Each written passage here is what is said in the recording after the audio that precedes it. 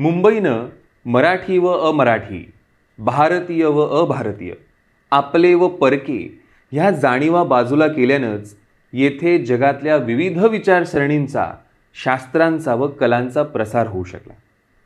प्रत्येक अस्सल कलाकारानं आपल्या कलेच्या मर्यादात राहणं कधीच मान्य केलं नाही.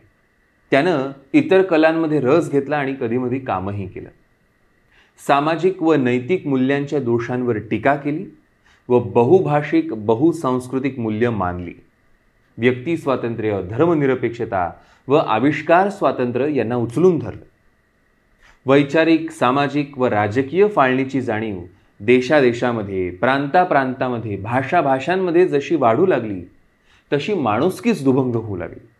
म्हणजे ज्या दिवशी मराठी भाषेत माणसाला माणसापासून तोडणारे, उपरे, परके असे माणुसकीचे लचके तोडणारे पिसाळलेले शब्द वापरात येऊ लागले आणि ते डोक्यावर घेतले जाऊ लागले, तेव्हा त्यांच्याबरोबर मुंबईच्या मोकळ्या वाऱ्यात विषारी जीवाणूंचा प्रादुर्भाव होऊ लागला.